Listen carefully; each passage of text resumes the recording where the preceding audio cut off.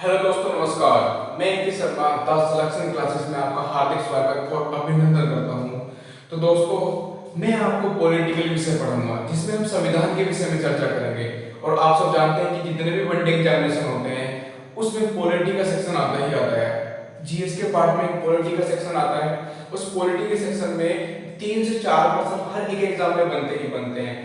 किसी एग्जाम में 5 से 6% भी आपके पूछ जाते हैं। अगर हम बात करेंगे स्टेट लेवल की फीस वगैरह की या आप यूपीएससी की जब बात करते हैं तो वहां पे तो एक बहुत ज्यादा पोर्शन पॉलिटिकल साइंस से पूछा जाता है। तो मैं आपको पॉलिटिकल साइंस पढ़ाऊंगा।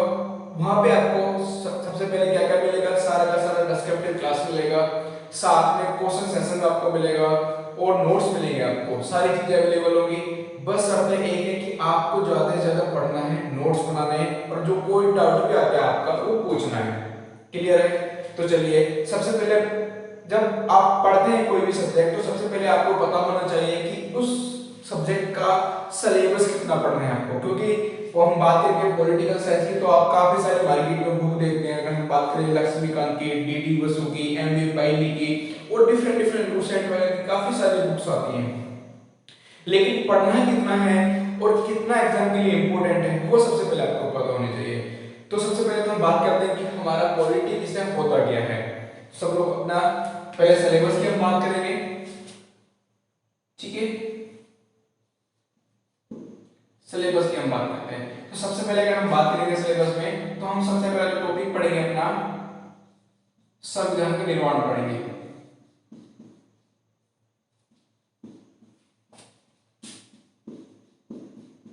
निर्माण, आखिर हमारा जो संविधान है उसका निर्माण किस प्रकार हुआ, कैसे सभा गठित हुई, कितने मेंबर आए, निर्वाचित आए, मनोनीत आए, कौन कहां से इंपोर्टेंट हुआ, क्या कमेटी बनी, समितियों के बारे में चर्चा करेंगे, उसके अधिवेशन के बारे में चर्चा करेंगे, वो देश प्रस्ताव की हम चर्चा करते हैं, पंडित जवाहरलाल नेहरू द्वारा प्रस्तुत किया गया था। उसके बाद संविधान पे डिफरेंट डिफरेंट जो उसकी कमेटी बैठक हुई थी, जैसे प्रथम बैठक में कितने मेंबर आए, द्वितीय बैठक में कितने मेंबर आए, अंतिम बैठक में कितने मेंबर आए, 15 अगस्त को कितने मेंबर आए। तो उतनी सारी की सारी जितने भी क्वेश्चंस हैं हम संविधान के निर्माण में हम बातें करेंगे।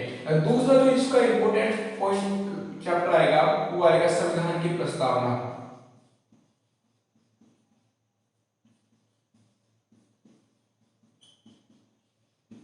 हम प्रस्तावना में देखिए, जो हमारी प्रस्तावना है देखने में छोटी है लेकिन शायद ही कोई ऐसा एग्जाम होगा जहां से प्रश्न नहीं पूछा जाता है। यहाँ से एक न एक क्वेश्चन जरूर बनता है और जितने भी क्वेश्चंस बनेंगे मैं सारे आपको यहाँ पे कराने वाला हूँ। उसके बाद हम बात करेंगे तो हम संविधान के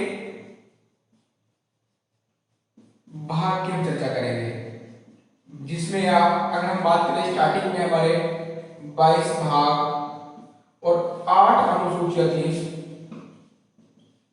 लेकिन अभी 25 भाग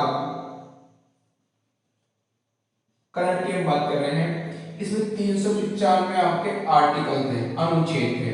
अभी 25 भाग हो गए हैं, 12 अनुसूची हो गई है और 450 से अधिक आपका आर्टिकल्स हो गए हैं। दूसरा आपका चैप्टर आ जाएगा। इसके बाद इसी में आप पढ़ेंगे, जैसे भाग एक में आप पढ़ लेंगे, जैसे इंपोर्टेंट की हम बात करेंगे तो भाग एक आप पढ़ेंगे, जैसे आपका राज्य क्षेत्र आ गया भाग एक में। फिर आप पढ़ेंगे नागरिकता, क्वेश्चन इंपोर्टेंट बनते हैं ऐसे। नागरिकता के बाद जब आप बात करेंगे, नागरिकता के बाद जो आता है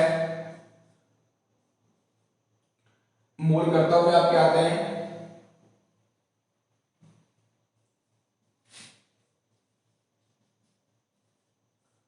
ठीक है, मौलिक अधिकार,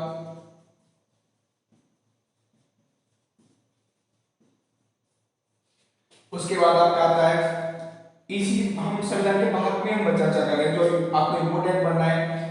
ठीक है, संघ सरकार आती है, इसी में आप पढ़ेंगे संघ सरकार में लोकसभा, दूसरा राज्यसभा, फिर आपका राष्ट्रपति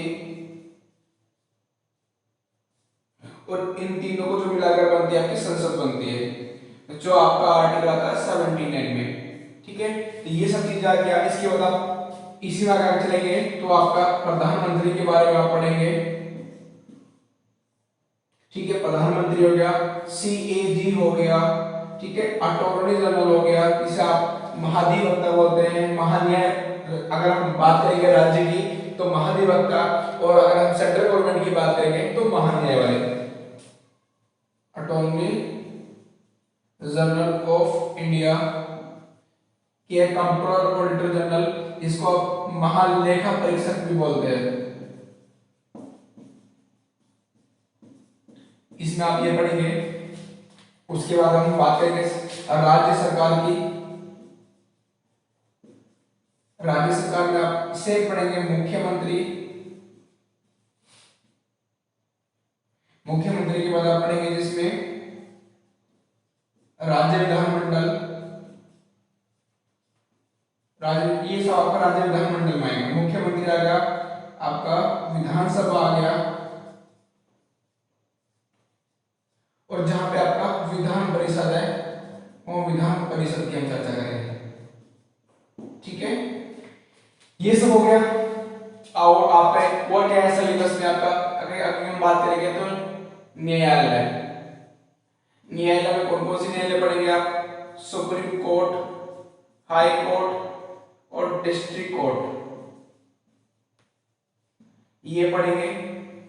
उसके बाद और जो इंपॉर्टेंट है आपका, कुछ कॉन्स्टिट्यूशनल बॉडीज है, जैसे आपका निर्वाचन आयोग हो गया, लोकपाल हो गया,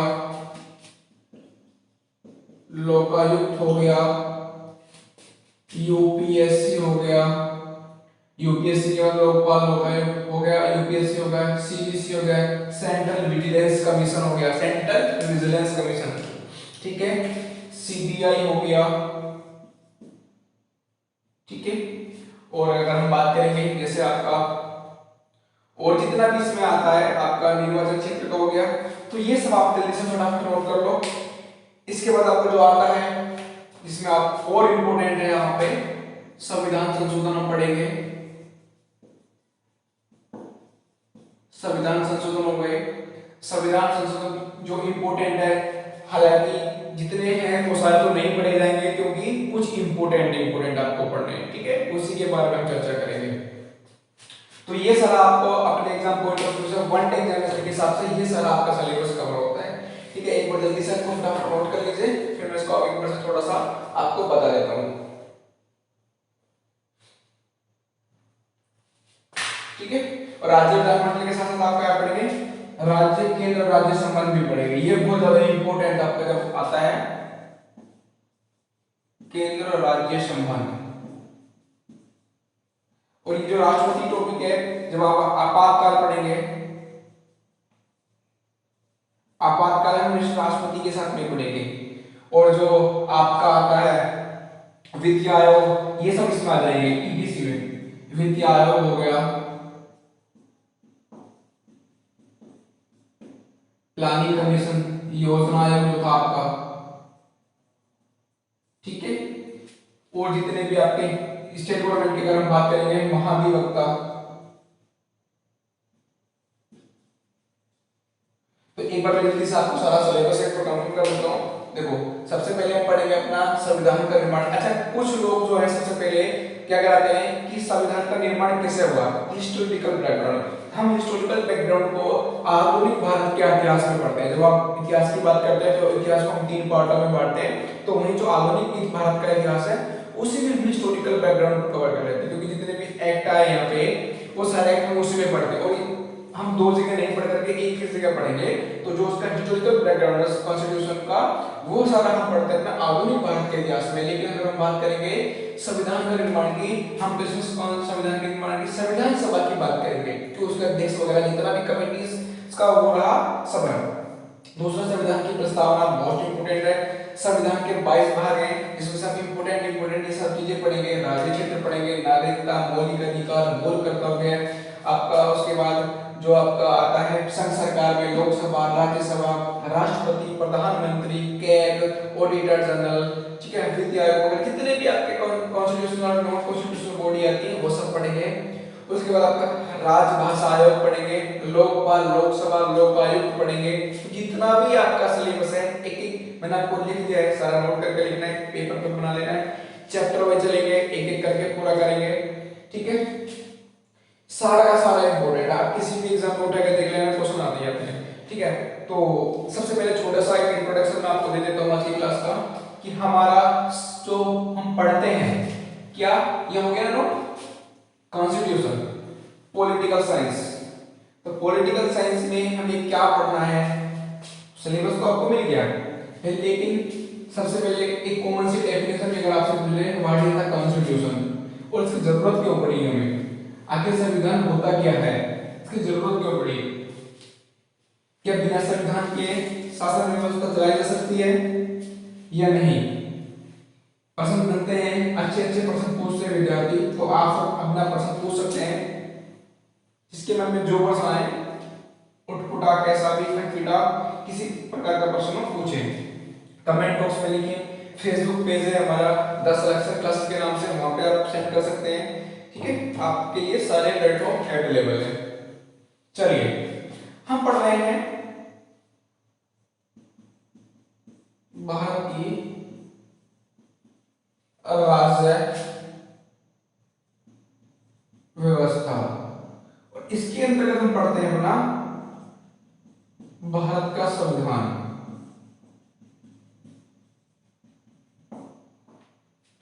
अब हमसे कोई पूछे कि संविधान क्यों बनाया, आखिर इसकी जरूरत क्यों पड़ी।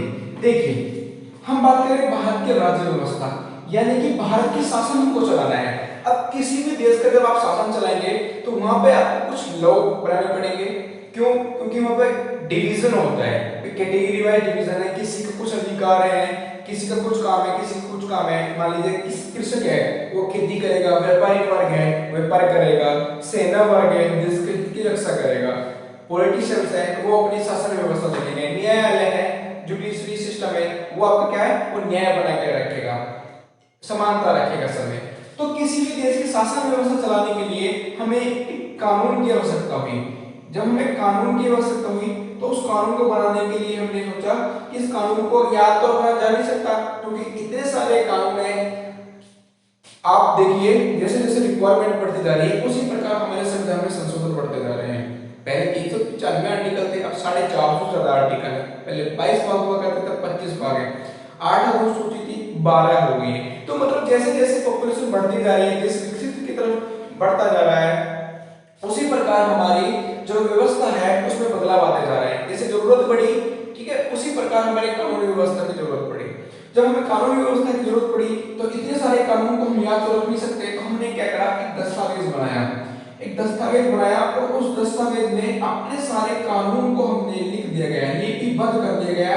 जब हमारे किसी भी दस्तावेज में कोई भी कानून या आप किसी भी चीज को लिपिबद्ध करा देते हैं तो वह एक आपका चार्ट बन जाता है। और ये जो एक सारी जो बुक बनी, इस बुक को हमने नाम दिया क्या, संविधान। क्या नाम दिया, संविधान। तो आप कह सकते हैं एक सिंगल लाइन में अगर आपसे कोई डेफिनेशन पूछे या इंटरव्यू में आपसे कहीं पे डेफिनेशन पूछे, व्हाट इज द कॉन्स्टिट्यूशन, अगर आपसे कोई डेफिनेशन पूछेगा व्हाट इज द कॉन्स्टिट्यूशन, तो आप सिंपल शब्दों में कहेंगे the constitution is the basic rule book of the nation. क्या राष्ट्र की आधारभूत नियमावली, क्या लिखेंगे, basic rule book of the nation. राष्ट्र की आधारभूत नियमावली, ये राष्ट्र की आधारभूत नियमावली का काम करती है। मतलब जो भी कानून बनेगा वो इसको आधार मानकर बनेगा, आधार। अब आधार का मतलब है कि अगर आपको कोई भी बिल्डिंग बनानी है तो ये हमारा अगर आधार है तो इसी के ऊपर बिल्डिंग बनेगी, लेकिन आधार यानी कि सर्वोच्च कौन रहेगा, हमारा ये रहेगा। यानी कि जो हमारे यहाँ पे सुप्रीम है, यहाँ से एक क्वेश्चन बनता है, सुप्रीम क्या है हमारे यहाँ पे, संविधान सुप्रीम है। क्वेश्चन कैसे पूछेगा, भारत में सुप्रीम क्या है, सर्वोच्च क्या है, what is the supreme in India. तो आपको ऑप्शन मिलेंगे न्यायालय, संविधान, राष्ट्रपति या प्रधानमंत्री। तो हमारे यहाँ पे सुप्रीम क्या हुआ, संविधान हुआ। तो आपको याद रखना है कि सुप्रीम क्या है, संविधान है हमारे यहाँ पे, ठीक है। तो हमें जरूरत क्यों पड़ी, किसी भी देश के शासन व्यवस्था चलाने के लिए जिस दस्तावेज की जरूरत होती है उसको हम संविधान बोलते हैं। और जो संविधान होता है ये दो प्रकार का होता है, आप सब जानते हैं कि लिखित संविधान और अलिखित संविधान। तो वहां पे डिवीजन हो गया संविधान का, जो ये संविधान था हमारा डिवाइड हो गया कितने पार्ट में, और दो पार्ट में डिवाइड हो गया, पहले में और दूसरे में। ये आपका लिखित हो गया, ये अलिखित हो गया। अब लिखित और अलिखित में फर्क क्या है, जिन कानून को जिस दस्तावेज में लिपिबद्ध करा दिया गया यानी कि लिख दिया गया वही हमारा कहलाया लिखित संविधान। और जिनको लिपिबद्ध नहीं कराया, जहां पे शासन व्यवस्था वंशानुगत रूप से मौखिक रूप से ही चली जा रही है, उनको क्या कहा गया, उसको आपका अलिखित संविधान कहा गया। आप मेरे से पूछ सकते हैं, अच्छा प्रश्न बन सकता है कि क्या ऐसे जो संविधान का उदाहरण आप बता सकते हैं, तो इसका सीधा सीधा जो लिखित संविधान का उदाहरण है भारत। लेकिन हम बात करेंगे प्रथम लिखित संविधान किसने बनाया था, तो यूएस ने सबसे पहले अपना लिखित संविधान बनाया था। तो एग्जांपल के तौर पर लिख सकते हैं यूएसए और इंडिया, ये किस में आएंगे आपके, ये आपके लिखित संविधान के अंतर्गत आएंगे। लेकिन अगर हम जब बात करते हैं अपने अलिखित संविधान के अंतर्गत, तो सबसे बेस्ट एग्जांपल आपके लिए ब्रिटेन मिलता है। ब्रिटेन यानी कि यूनाइटेड, या आप लिख सकते हैं ब्रिटेन, यूनाइटेड किंगडम, ठीक है, लिख सकते हैं। तो जो हमारा संविधान है वो कितने प्रकार का होता है, संविधान हमारे दो प्रकार का होता है।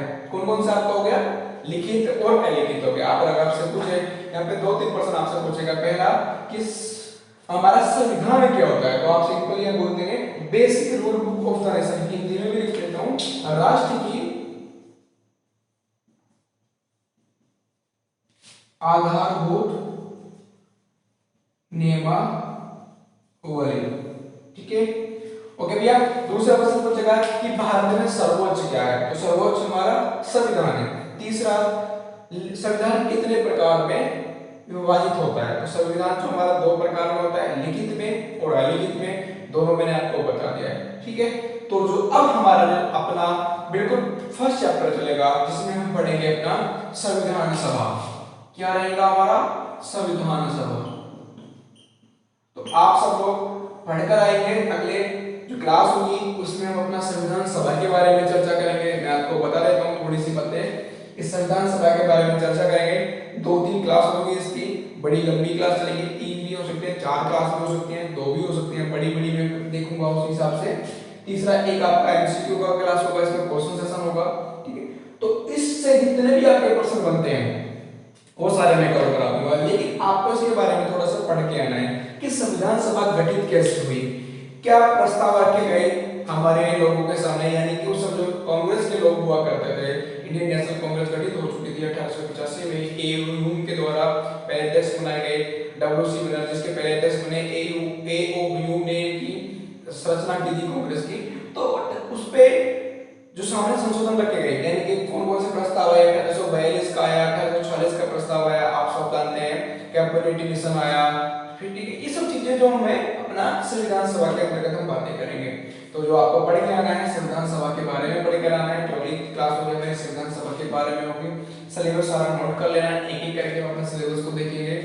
दूसरा, कोई डाउट हो, कोई क्वेरी जो है, कोई क्वेश्चन आपसे पूछना चाहते हैं, या कोई ऐसा टॉपिक है जो आप पढ़ना चाहते हैं, तो आप उसको कमेंट बॉक्स में लिख कर भेजें। और सभी तक क्लास में भेजें, सबको क्लास मिलनी चाहिए, ज्यादातर लोगों को शेयर करनी है, ठीक है। तब तक के लिए आप रेस्ट कीजिए, अच्छे से पढ़िए, फिर मिलते हैं अगली क्लास में। Okay, bye bye, take care, जय हिंद, जय भारत।